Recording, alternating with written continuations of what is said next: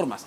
¿Cuáles deben ser esas reformas que necesita el país en este momento? Vamos a conversar con dos congresistas de la República, Alex Flores de Perú Libre y Luis Aragón de Acción Popular. Muy buenas noches ante todo a ambos, gracias por acompañarnos. Buenas noches. Buenas noches. Y hay varios temas, pero antes de empezar con las reformas, a ver, en los últimos días hay una injerencia muy fuerte de un país extranjero. El presidente mexicano Andrés Manuel López Obrador prácticamente y todos los días él tiene una conferencia diaria en Ciudad de México, las famosas mañaneras, habla y se refiere al Perú. Ya la Cancillería ha rechazado ese nivel de injerencia. ¿Hay una posición en el Parlamento, hay una posición en sus bancadas, congresista Aragón? Bueno, entiendo que hay diferentes posiciones a nivel de los grupos parlamentarios y de las bancadas. Es fundamental que se tomen las cosas de manera, pues, digamos, objetiva y transparente, ¿no? Yo creo que, si bien es cierto, el presidente de México tiene una clara posición ideológica que se respeta, por supuesto, es un gobierno, digamos, que está identificado más con la línea socialista dentro de su país. Sin embargo, también creo que es importante que nosotros como Estado peruano tenemos que hacer respetar nuestra soberanía. Si bien es cierto, los conceptos sobre protección de derechos humanos son conceptos universales, mundiales, y estamos adscritos como México y Perú al Pacto de San José de Costa Rica, la Corte Interamericana de Derechos Humanos, se entiende que acá hay derechos humanos que también están en juego, en el caso digamos, del señor Castillo y de otros funcionarios, pero también hay que reconocer que tenemos una soberanía y obviamente la política de relaciones exteriores la dirige el presidente, bueno, en este caso la presidenta del país, la señora Boluarte, y a través de su ministro del canciller y el señor, bueno, el ministro Castillo designado. Y bueno, esa es una tarea. Yo creo que han habido algunos excesos en parte de las declaraciones del presidente de México. Me parece que, digamos, veo que existe una intromisión en algunos temas. Sin embargo, también hay que considerar que, obviamente, cualquier Estado extranjero puede, ¿no?, opinar sobre estos temas dentro de la política de protección y la política internacional de protección de derechos humanos. Sin embargo, me parece, considero a título individual, personal, creo que ya el presidente de México en algunos momentos se ha excedido en cuanto a algunos temas, digamos, que bueno, sobre todo porque, ¿no?, muchas declaraciones que da están basadas en claras mentiras. Es decir, Andrés Manuel López Obrador no menciona que Pedro Castillo dio o quiso dar un golpe de Estado, quiso convertirse en un dictador, quiso cerrar el Congreso de la República, quiso intervenir el sistema de justicia y fue detenido justamente por eso. Yo creo que aquí hay una exageración, se está sacando de contexto, ¿no? El presidente de México no está teniendo ninguna injerencia en la política o en la dirección de la política nacional. Hay que recordar que el asilo político es una figura aceptada a nivel internacional y lo que aquí se ha hecho es darle asilo político a los familiares de Pedro Castillo y lógicamente se ha referido sobre ese tema y ha hablado López Obrador, ¿no? No ha dicho que se cambie a algo, que está en contra de algo. Ha hablado, como cualquier otro presidente de Latinoamérica, sobre la situación de un país hermano como es el Perú, y creo que está en todo el derecho de opinar. Pero, perdón, por el contrario, ha hablado incluso de que los congresistas tendrían que votar el adelanto de elecciones. Claro que hay una injerencia en ese sentido. Ha hablado de que hay una persecución política en nuestro país. No reconoce a Dina Boluarte como presidenta. Eso es una injerencia. Bueno, no lo ha hecho formalmente refiriéndose ustedes lo han dicho, lo ha hecho en un marco de entrevistas que él siempre da y por supuesto nosotros no vamos a estar supeditados a lo que diga un presidente de otro país, ¿no? Y lo que tampoco debemos perder aquí de foco es que se da en un marco de asilo político al familiar de Pedro Castillo, ¿no? Por el contrario, hay una exageración de parte de la Cancillería peruana el pretender expulsar al embajador, ¿no? No tiene razón alguna, porque aquí lo único que ha hecho México, cumpliendo con la tradición que tiene, no solamente para Pedro Castillo o sus familiares, sino se conoce por historia, es asilar, ¿no? Y dar asilo político, y en este caso califica para la hija de Pedro Castillo, para el hijo y para la esposa, porque los familiares no tienen por qué pagar responsabilidades de otras personas, Bueno, de los ojo, políticos. ojo que la Cancillería peruana, que es muy reconocida además a nivel internacional, lo que ha hecho y entendido, dijo, ok, ustedes le dan el asilo, pese a que no estemos de acuerdo en los argumentos para que ustedes le den el asilo, y nosotros le vamos a dar el salvoconducto para que la familia pueda viajar a México como ocurrido, pero una manera de protestar ante esa actitud digamos, en el ámbito diplomático, es pues declarar persona no grata al embajador de México en nuestro país. Yo creo que ahí lo primero que debió hacer, obviamente la Cancillería, es llamar en consulta al embajador peruano, ya lo había por hecho. supuesto, que nosotros tenemos en México. Lo hizo, está bien. Llamó al de Colombia, Bolivia, Argentina y México. Sí, sin embargo, también hay que considerar que al margen, digamos, de la predisposición que ha existido al otorgar el salvoconducto respectivo y otorgar pues el asilo político, sujetarse, digamos, al asilo que el gobierno mexicano ha dado, pero también es importante señalar que aquí existe una investigación, y una investigación obviamente preliminar, que está a cargo de la Fiscalía, del Ministerio Público, justamente contra la esposa del presidente, contra los familiares del presidente, ¿no? Entonces, me imagino que esos temas debieron ser evaluados, obviamente, por el gobierno mexicano, tomó sus propias decisiones, pero al margen de las opiniones que puedan existir, creo yo que se tiene que respetar siempre nuestra soberanía, y nuestra soberanía es pues sagrado, ¿no? Por ejemplo, ustedes lo deben recordar también cuando el expresidente Alan García, en un momento acorralado por las investigaciones del caso Lavallato, el fiscal José Domingo Pérez, que estaba ahí detrás, él decide ingresar a la Embajada de Uruguay en nuestro país sin que le hayan dado el asilo. Y en ese momento el proceso entró en consulta a Uruguay. El gobierno uruguayo dijo, bueno, ¿le damos o no le damos el asilo? Lo que hizo el Ministerio Público, como hecho en este caso por la señora Lilia Paredes, es enviarle todo el expediente fiscal y explicarle al gobierno uruguayo que el expresidente estaba siendo procesado por ser, digamos, por delitos de corrupción en ese momento. Y el gobierno uruguayo dijo, oye, no te damos el asilo, por favor, retírese. Son temas totalmente diferentes, ¿no? Estamos hablando de un expresidente imputado por acusaciones de corrupción. El expresidente Castillo también está siendo imputado por temas de corrupción, ¿no? Así es, y está en la cárcel.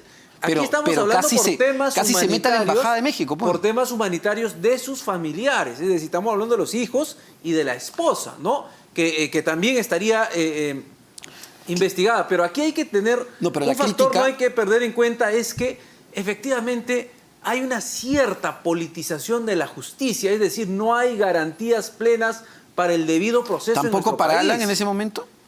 Bueno, como le vuelvo a reiterar, lo de Alan es totalmente tampoco diferente. para Ollantumala, tampoco Alan para en su Toledo. momento no había por qué dudar. Aquí, en cambio, tenemos... Acá sí dudan. Sí, claro que sí. Tenemos O sea, un Congreso... cuando es de los suyos sí dudan, cuando no es de los suyos no dudan. El contexto es muy diferente. ¿Recuerda usted cuando Alan pretende asilarse en la Porque Embajada de Uruguay? la crítica, no había...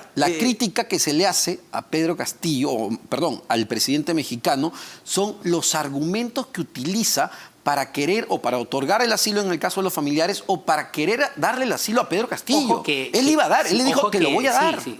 El gobierno mexicano iba a dar el asilo Claro. político al señor Pedro Castillo. Esa es una realidad innegable que no podemos tapar el sol con un dedo. Entonces, ¿cuáles hubieran sido en ese momento los argumentos, digamos que si no había una intervención de la Policía Nacional, y cuáles hubieran sido los argumentos también para otorgar el asilo?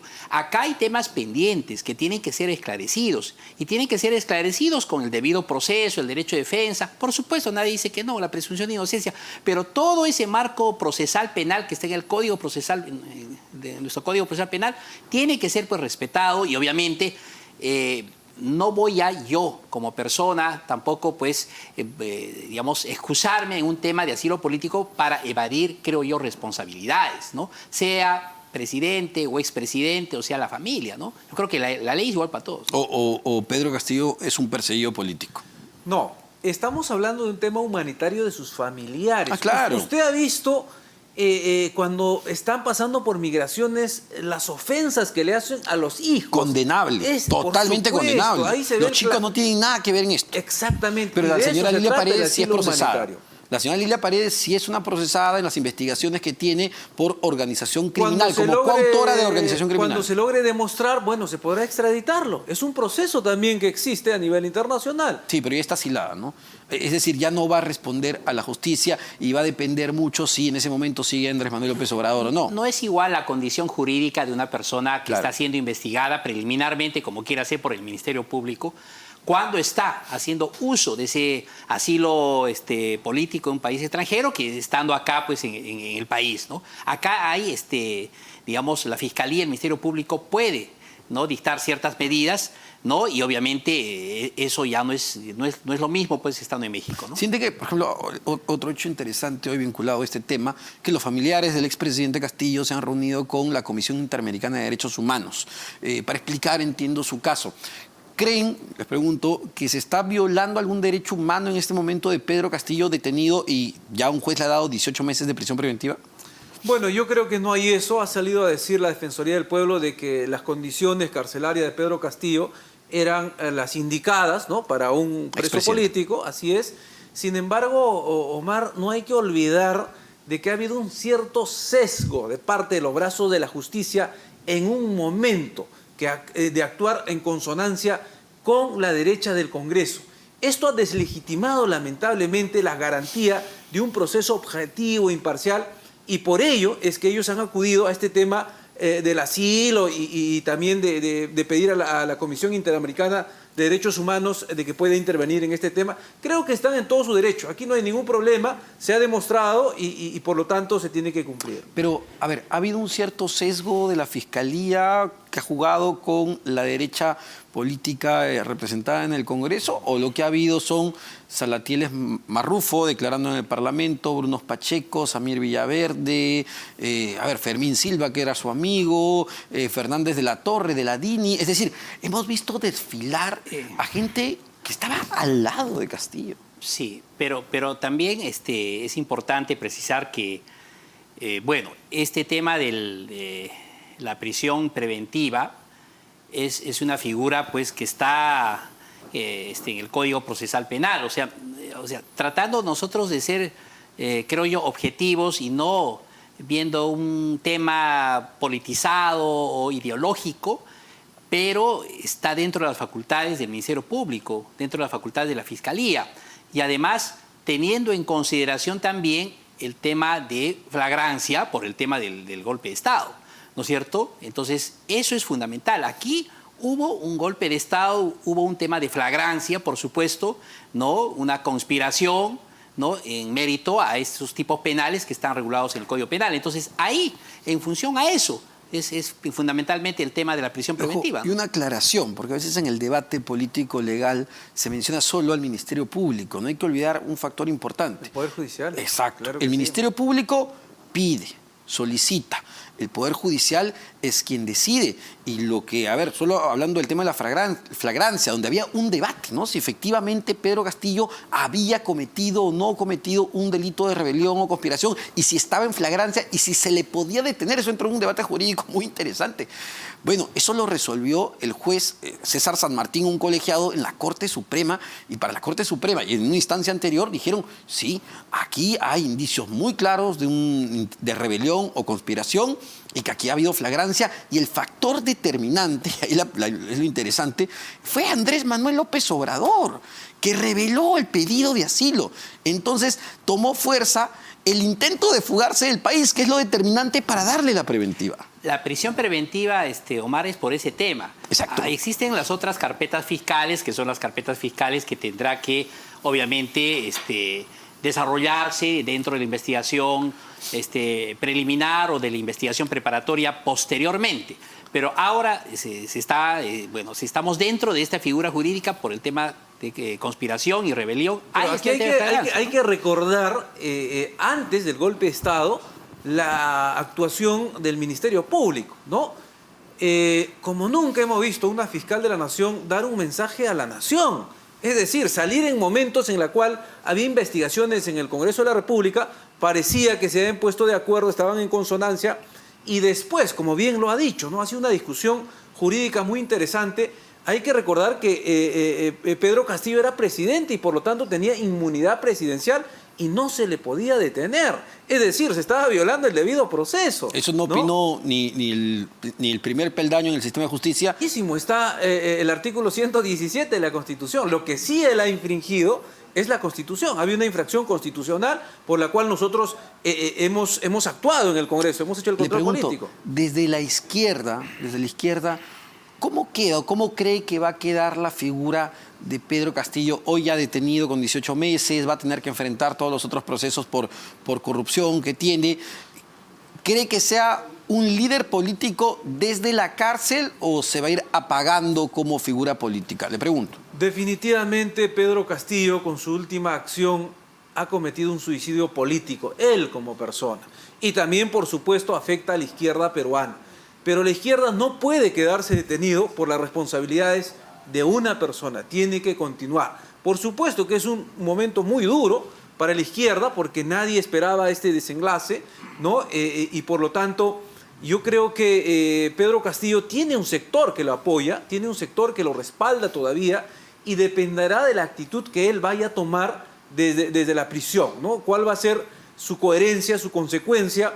Pero lo que sí no queda duda es que la izquierda peruana no tiene por qué pagar culpa de responsabilidades muy individuales, ¿no? Porque la sensación, no lo digo por usted, que claramente señala que lo que ha habido pues, es un intento de golpe, pero hay ciertos grupos de izquierda que incluso no reconocen que Pedro Castillo quiso convertirse en un golpista. Y eso pues también dice mucho de esas personas y de lo democrática que son esas personas. Yo quiero precisar, Omar, un punto que se tocó hace un rato. El artículo 117 de la Constitución Política del Estado incluso es objeto de un debate nacional en estos momentos a nivel de los juristas, de los académicos, también de la población con justo derecho y dentro de la Comisión de Constitución. Y tendría que formar parte dentro de ese paquete de reformas políticas, ¿no? O reformas constitucionales a ser implementadas para el nuevo proceso de adelanto de elecciones. ¿De repente alcanza el tiempo o no? No, eso lo veremos en el tiempo. Pero el 117 lo que dice es que el presidente de la República no puede ser acusado por traición a la patria, impedir el funcionamiento del Congreso o de los organismos electorales o disolver el Congreso sin la causal establecida en la Constitución del Estado. Pero básicamente nos habla de acusación. Pero la acusación no está en función a la investigación. Una cosa es la investigación preliminar, la investigación preparatoria y otro tema es el tema de la acusación. No puede ser acusado, pero sí puede ser investigado, porque el artículo 117 no lo prohíbe, no lo limita de ser el caso. Y en el tema de la izquierda yo creo que, bueno, ahorita no sé si vemos una estructura, político-partidaria propia que pueda tener, la izquierda, que tiene todo el derecho de participar, por supuesto, en las elecciones. O sea, hay un electorado, de izquierda que existe a nivel nacional y se respeta, por supuesto, y en el sur bastante, y se respeta, ¿no? Pero, ¿cuál sería esa estructura político-partidaria? Yo particularmente la veo algo disminuida, para un eventual proceso de adelanto de elecciones a nivel parlamentario o presidencial, ¿no? Y es interesante, ¿no? Cómo también ven, usted que congresistas de Perú Libre, la bancada que llegó al gobierno, al Ejecutivo, con Pedro Castillo y Dina Boluarte. Dina Boluarte, la reconocen a Dina Boluarte como una mujer de izquierda. ¿Es un gabinete de izquierda el que se ha formado con la dirección de Alberto Tarola? Sí, antes de ello, ¿no? Hay que recordar al colega que el 117 precisamente dice que el presidente durante su mandato puede ser acusado solamente por 4 temas, ¿no? Traición a la patria, y uno de ellos justamente lo que cometió es cerrar el Congreso inconstitucionalmente, no permitir el funcionamiento de los órganos electorales, etc. Es decir, aquí, para detenerlo a Pedro Castillo, se necesitaba levantar la inmunidad, se necesitaba el antejuicio político y no ha habido eso.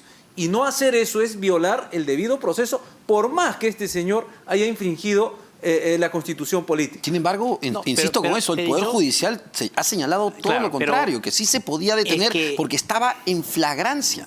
Porque de lo contrario, lo que hubiésemos tenido es en este momento a Pedro Castillo en México. Pero entiendo yo, Omar, uno es el tema de la acusación, la figura jurídica de la acusación, y otra es la figura jurídica de la investigación preliminar.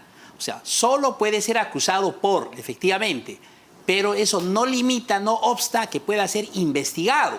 y ahorita estamos todavía dentro de un proceso de investigación. Esa precisión, digamos, está en el artículo 117, ¿no? de la Carta Magna. Bueno, mire el detalle, ¿no? Bueno, eso es una interpretación, ¿no? Pero también está la otra interpretación. Efectivamente, el Sí, hecho es un que debate. es un debate debate jurídico interesante, pero Así es. nos tenemos que quedar, nos guste o no nos guste, con lo que ya decidió el Poder Judicial. Bueno, hay que respetarlo, y que ¿no? va a ser, y que sienta además un precedente. Ojo, precedente. eso no quita que la defensa de Pedro Castillo en su momento decida acudir al Tribunal Constitucional y señalar lo que usted está señalando, que no se le podía detener porque él gozaba de una protección constitucional. Ya será el Tribunal Constitucional quien lo decida, pero me quedó ahí la pregunta sin responder. Mirando hacia adelante, Dina Boluarte, ¿mujer de izquierda? Sí, usted lo ha dicho, el Tribunal Constitucional definirá eso finalmente en nuestro país, que es el máximo ente que interpreta nuestra Constitución. No, Dina Boluarte en la práctica no es una mujer de izquierda, ¿no? Ha entrado con un partido de izquierda, con un programa de izquierda, sin embargo, ahora está gobernando con la derecha y para la derecha, con un gabinete totalmente de derecha. ¿Y Castillo era de izquierda?